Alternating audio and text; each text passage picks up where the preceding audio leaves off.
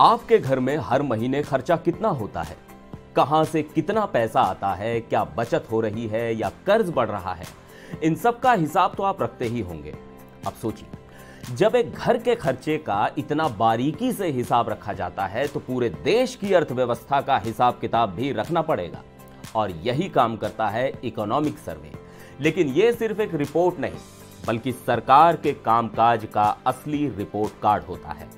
अब सवाल यह है कि इकोनॉमिक सर्वे से आपको क्या फर्क पड़ता है, ये बजट से पहले क्यों आता है, सब कुछ बताने वाले हैं। बस बने रहिए हमारे साथ। मैं हूं सिद्धार्थ प्रकाश।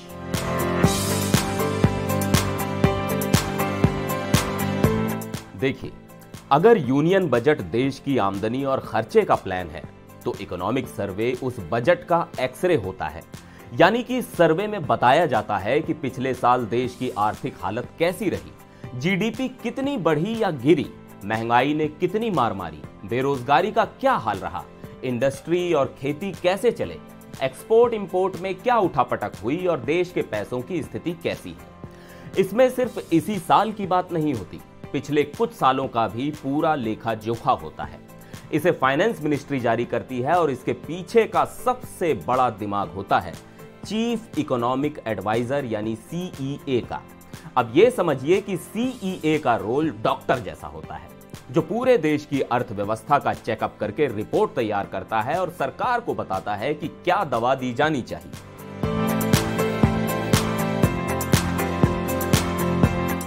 इकोनॉमिक सर्वे को दो हिस्सों में बांटा जाता है, पार्ट ए और पार्ट बी।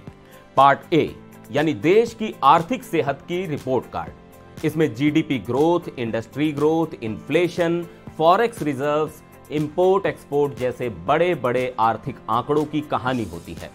सरकार की नीतियां कैसी रहीं, कितना फायदा या नुकसान हुआ, इकोनॉमिक ग्रोथ का ट्रेंड कैसा रहा, आगे क्या संभावनाएं हैं, ये सब जानकारियां पार्ट ए में होती हैं। अब बात पार्ट बी की, तो पार्ट बी में यह बताया जाता है कि जनता के लिए क्या किया गया, बेरोजगारी की दर कितनी है, नए रोजगार कितने बने, शिक्षा, स्वास्थ्य, गरीबी, जलवायु परिवर्तन पर सरकार ने कितना खर्च किया, किसानों और छोटे कारोबारियों को क्या मदद मिली, महंगाई का जनता पर क्या असर पड़ा। यानी ये सर्वे सिर्फ आंकड़ों का खेल नहीं, बल्कि ये बताता है कि आम आदमी की जिंदगी पर सरकार की नीतियों का क्या असर पड़ा।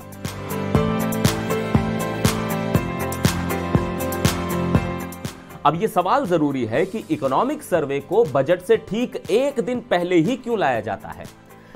सबसे पहली वजह तो यही है कि बजट में क्या होने वाला है उसकी झलक यहीं मिल जाती है। दूसरा ये कि मार्केट और इन्वेस्टर्स को बजट से पहले संकेत मिल जाता है। तीसरा, सरकार को भी पता चलता है कि किन सेक्टर्स को बजट में ज्यादा फोकस देना चाहिए। और चौथा ये कि जनता को भी समझ आ जाता है कि सरकार की नीतियों से उसे फायदा हो रहा है या नुकसान। अब बजट में सरकार जितनी भी बड़ी घोषणाएं करती हैं, उसका बेसिक आइडिया इसी इकोनॉमिक सर्वे से मिलता है। इसे और आसान तरीके से कहूं तो इकोनॉमिक सर्वे वो दस्तावेज है जिसे देखकर सरकार बजट में फैसले लेती है। जैसे अगर सर्वे में कहा गया कि किसानों की आमदनी कम हुई है तो बजट में कृषि पर ज्यादा पैसा आएगा, या अगर एक्सपोर्ट कमजोर है तो निर्यात को बढ़ावा देने वाली योजनाएं बनेंगी। और इन सब का सीधा असर आपकी जेब पर पड़ता है।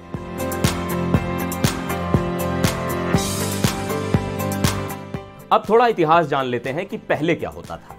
आपको जानकर हैरानी होगी कि पहले इकोनॉमिक सर्वे और बजट दोनों एक साथ ही आते थे। 1950 से 1964 तक यही चलता रहा, लेकिन बाद में सरकार ने इसे अलग कर दिया ताकि बजट बनाने से पहले देश की आर्थिक स्थिति का सही आकलन किया जा सके।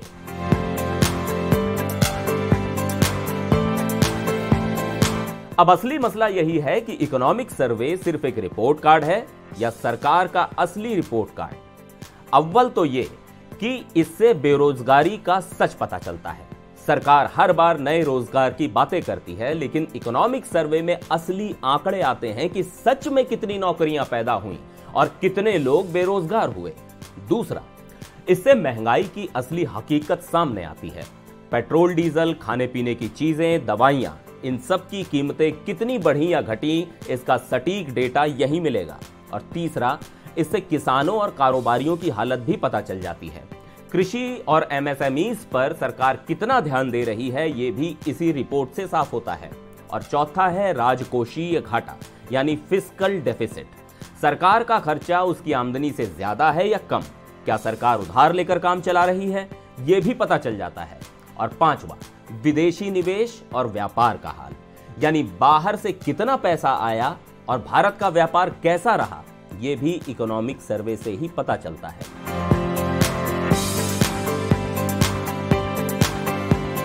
2025 के बजट से पहले आने वाले इकोनॉमिक सर्वे में कुछ बड़े मुद्दे सामने आ सकते हैं, जैसे जीडीपी ग्रोथ रेट। क्या भारतीय अर्थव्यवस्था 7% से आगे बढ़ रही है? बेरोजगारी, क्या नए रोजगार बन रहे हैं या हालत और खराब है? महंगाई, खाने पीने की चीजों और ईंधन की कीमतों पर क्या रिपोर्ट आएगी? सरकार की आमदनी, टैक्स और सरकारी कमाई का क्या हाल है? और रुपए की स्थिति, डॉलर के मुकाबले रुपया मजबूत हो रहा है या गिर रहा है? साथ ही कृषि और उद्योग की, किसानों और बिजनेस सेक्टर की हालत कैसी है? पर सबसे बड़ा सवाल, 2025 का सर्वे आखिर क्यों खास है? तो बता दें कि इस बार सर्वे की थीम है डीरेगुलेशन, यानी सरकार नियमों को ढीला करेगी। सरकार चाहती है कि बिजनेस करना आसान हो और कागजी दौड़ कम हो।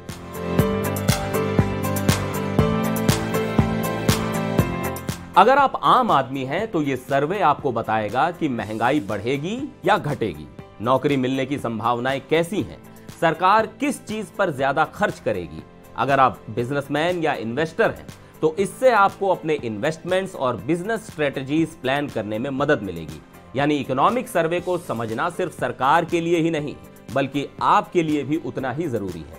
तो कुल मिलाकर इकोनॉमिक सर्वे सरकार की असली परफॉर्मेंस रिपोर्ट है। ये सरकार के कामकाज का एक मिरर होता है जो दिखाता है कि देश की इकोनॉमी किस हाल में है। अब देखना यह होगा कि इस बार इकोनॉमिक सर्वे कौन कौन से राज खोलता है और क्या बजट 2025 में आम आदमी को कितनी राहत मिलती है। अगर आपको लगता है कि बजट सिर्फ टैक्स बढ़ाने घटाने की बात है तो आप गलत समझ रहे हैं। असली गेम तो इकोनॉमिक सर्वे में शुरू हो चुका होता है। अगली बार जब सर्वे आए तो उसे जरूर पढ़ें, क्योंकि ये सिर्फ किताब नहीं, आपके भविष्य का ब्लूप्रिंट भी है। अगर इकोनॉमिक सर्वे से जुड़ी ये जानकारी आपको अच्छी लगी हो तो इस वीडियो को लाइक करें, अपने फ्रेंड्स के साथ शेयर करें और हाँ, कमेंट में बताएं कि आपके हिसाब से सरकार को इस बार के बजट में किस चीज पर ज्यादा फोकस करना चाहिए। फिर मिलेंगे एक और वीडियो में। फिलहाल मुझे दीजिए इजाजत। नमस्कार।